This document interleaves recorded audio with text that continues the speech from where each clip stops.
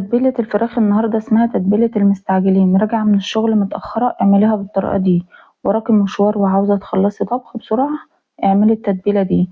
عاوزة تغيري من التتبيلات التقليدية يبقى تعملي دي. تتبيلة الدجاج الهندية من أسهل وأسرع التتبيلات وبيطلع الطعم حكاية. يلا بينا على المقادير وأعرفك طريقة التحضير. معايا أنا فرخة غسلتها كويس جدا ونقعتها بمحلول النقع، قطعتها 4 قطع بالشكل ده. جبت مناديل المطبخ وبدأت أنشفها كويس جدا عشان المية اللي تحت الجلد واللي فوق الجلد. طبعا التركة ديت مهمة جدا يا جماعة وهتفرق معاكي في التتبيلة أو في طعم الفراخ نفسها.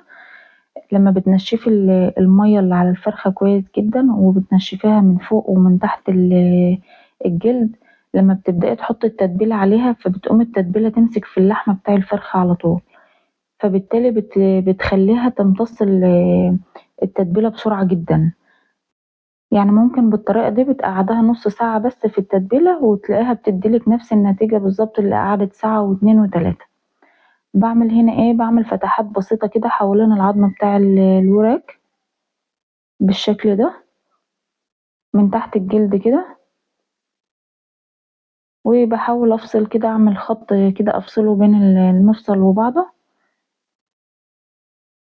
دي بتساعد على ان التتبيلة تدخل جوه الانسجة بتاعة الفرخة بالشكل اللي انت شايفاه ده.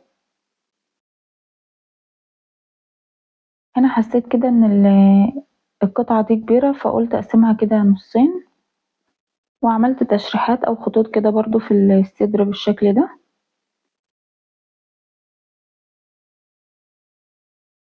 نفس اللي عملته برضو في القطعة اللي قبلها هعمله هنا، هقسمها كده نصين وبعد كده هبدأ اعمل التشريحات دي برضو او الخطوط. ويلا بينا اقولك على طريقة التتبيلة. معايا هنا كوباية زبادي من الحجم الصغير، معلقة كبيرة جرام مصالة. جرام مصالة دي بتيجي من عند العطار او اقولك على المقادير بتاعتها في الاخر. معلقة صغيرة فلفل اسود، معلقة صغيرة شطة وممكن تستبدليها بهريسة شطة، معلقة صغيرة بابريكا، معلقة صغيرة كاري، ملح حسب الرغبة او معلقة صغيرة برضو ملح.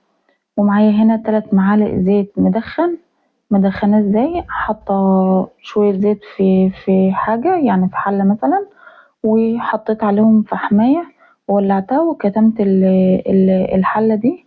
ممكن تعمليها بزيت عادي من الازازة عادي، ده على حسب الرغبة.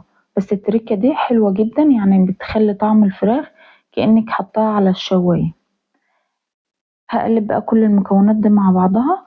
ممكن في الوقت ده تحطي خلنجان. الخلنجان ده بيسرع التسوية جدا وممكن تحطيه برضو مع اللحمة.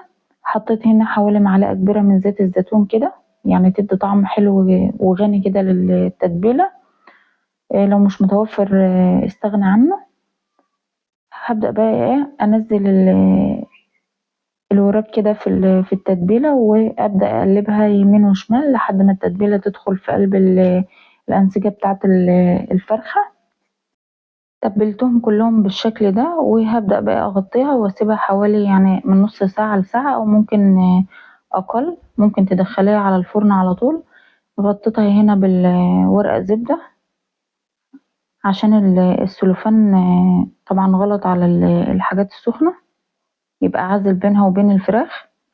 طبعا ده للبنوتات اللي لسه صغيرة او اول مرة تدخل المطبخ. وبعدين نزلتها على ارضية الفرن خالص على نار عالية ولحد ما اخدت لون. قلبتها الناحية التانية وحمرت الوش بتاعها بالشكل ده.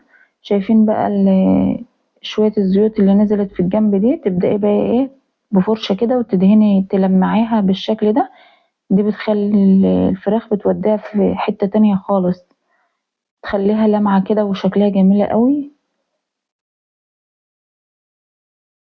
شايفين بقى شكلها متغير ازاي عن الاول. عملت كده فرشة من البقدونس والكزبرة وهبدأ بقى ايه ارصهم كده على الطبق.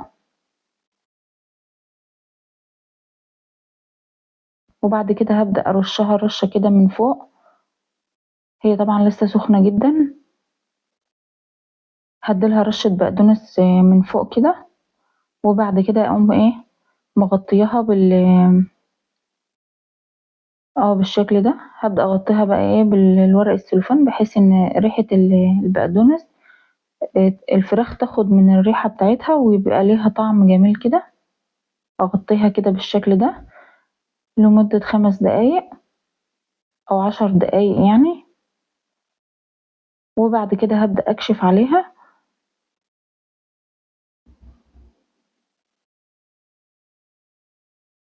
كل التركات دي يا جماعة مهمة جدا في طعم الفراخ على فكرة. بالنسبة لبهارات الجرام مسالة أو المقادير بتاعة الجرام مسالة، هي مزيج ما بين 8 أنواع من البهارات بمقادير معينة.